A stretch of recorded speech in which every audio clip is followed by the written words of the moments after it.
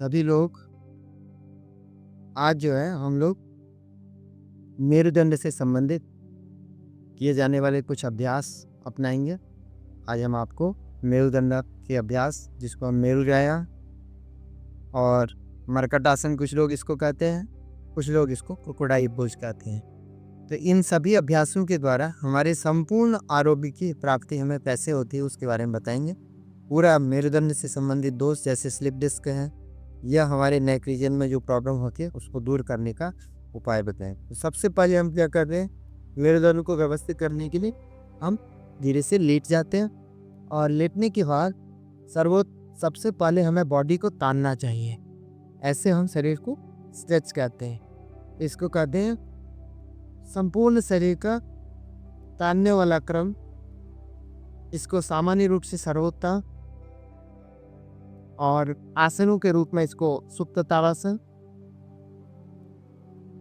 और ऐसे जो है मेरुदंड तानना आसन, मेरुदंड को तानना इस तरह से लेट करती है। अब हम मेरुदंड के निचले हिस्से को विशेष ताने और ढीला करेंगे। पेट के पीछे की ओर तनाव पे और ढीला करें। नंबर 2 ऐसे ताने ढीला करें। इससे क्या होगा, हमारे स्पाइन के हिस्से में काफ़ी अच्छा प्रभाव पड़ेगा। मेरुदंड के निचले भाग में तनाव होते हैं। अब हम एक पैर को ऐसे एड़ी को दोनों पैर का अंगूठा और उंगलियों के बीच में रखते हैं। हाथ को थोड़ा सा ऐसे फैला है इस साइड में, सिर को ढीला रखें ऐसे आराम से, फिर पैर को बदल दें। अब दूसरे पैर को रखें, एक साइड में सिर को, दूसरी साइड में पैर क्या होते वो। ऐसे एक एक अभ्यास को 3-3 बार कर सकते हैं। अब ये हाथ आप यहाँ रखे हैं तो यहाँ भी रख सकते हैं, ये थोड़ा सरल हो जाता है।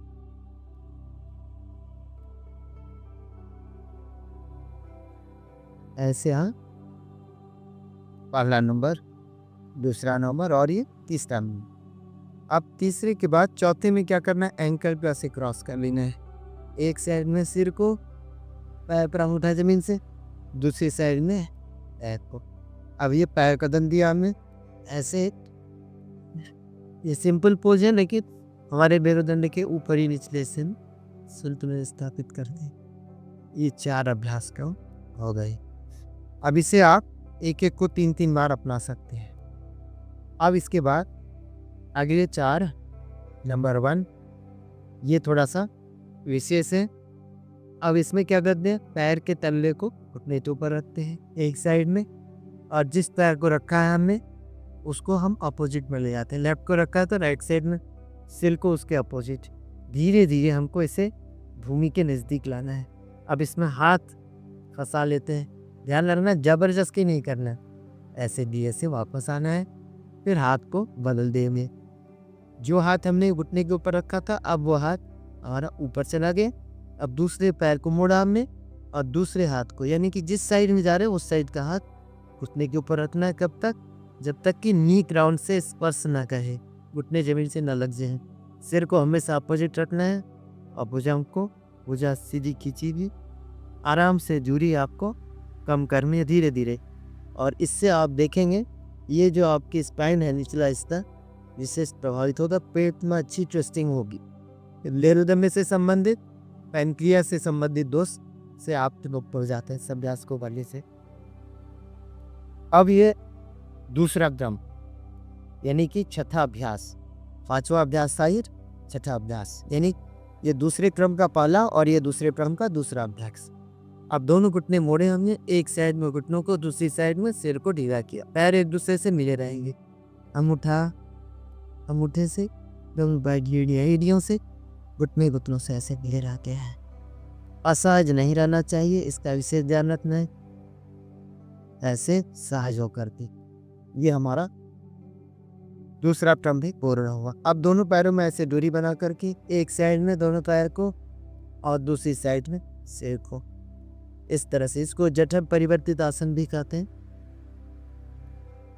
कुछ लोग मरकट आसन भी कहते हैं। मेरुदंड आसन या मेरुदंडाभ्यास, जो भी नाम लें, ये सभी अभ्यास हमारे पूरे स्पाइन को डाइजेशन, रेस्पिरेशन, सर्कुलेशन को, यानी कि संपूर्ण शरीर को आरोग्य प्रदान करते हैं। जो असमर्थ हैं उनके लिए बहुत अच्छे अभ्यास है। ये 3 क्रम हो गए दूसरे क्रम का।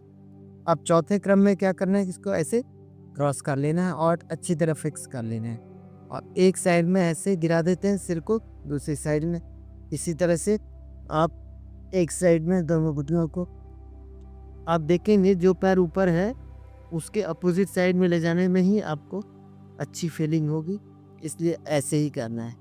अब उनको इस साइड में लाना है को, अब हम दाहिनी ओर लाना है कि बाएं पैर को ऊपर आते हैं और आराम से राइट साइड में ऐसे आराम से लाते हैं और कमर को ज़्यादा खिंचाव युक्त नहीं करना है, साइज बनते से वापस ऐसे आप 3 बार कर सकते हैं इसको।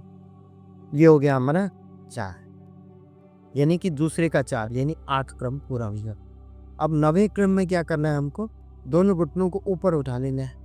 ऊपर उठाने के बाद इसको हमें एक साइड में ध्यान रखना है, घुटना आपका जमीन से लगेगा, सिर्फ दूसरी साइड में पैर का पंजा ऐसे उठा रहेगा।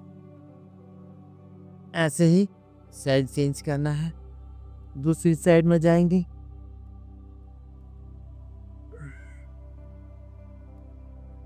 सिर को हमेशा ढीला रखना है, फिर श्वास भरते हुए वापस आएंगे, फिर श्वास छोड़ते हुए नीचे लाएंगे। ये हमारा 9वां क्रम हो गया। 9वां क्रम या तीसरे का पहला क्रम। अब दोनों पैरों को सीधा कर लेंगे। अब दोनों हाथ इस तरह से फैला करके एक पैर को ऐसे ऊपर उठाया और जिस पैर को उठाया उस साइड में ले जाकर अपोजिट साइड में पैर को हाथ के नज़दीक ले जाना है। हाथ को पैर के नज़दीक नहीं, यथासंभव सिर को ढीला रखना है अपोजिट साइड में और पैरों को भी सीधा रखने का प्रयास करना है। फिर धीरे से वापस आते हैं और नीचे लाते हैं। सेम टू अदर साइड, दूसरी ओर से भी ऐसे ही अपनाना है। पैर जितना जा सकता है असहाय न करें, शरीर सीधा सर रहे। धीरे से वापस आते हैं। जैसे हमने एक पैर से किया, ये सब ट्विस्टिंग है, बड़ी ज़बरदस्त लाभ देने वाली ट्विस्टिंग है। 10वां क्रम पूर्ण हुआ। 11वें क्रम में ऐसे दोनों पैर एक साथ उठाते हैं और एक साइड में सिर को, दूसरी साइड में ग्रीवा को ऐसे असहज न हो, इसका विशेष ध्यान रखें। धीरे से वापस आए और इसी तरह से दूसरी साइड में ले जाए।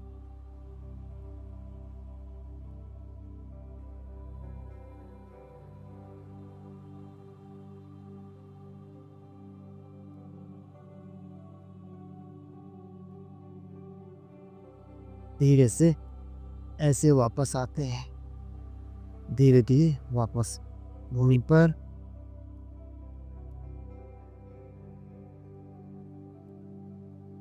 इन सभी अभ्यासों के अंत में थोड़ा विश्राम करके फिर एक अभ्यास हम लोग बैठ करके करते हैं।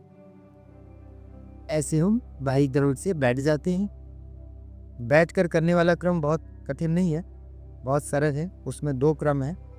तो 11वीं स्थिति तक हमने लेट के किया। 12वीं स्थिति में 2 क्रम में जो जिसको अपना सके, ये सबसे अच्छा क्रम माना जाता है।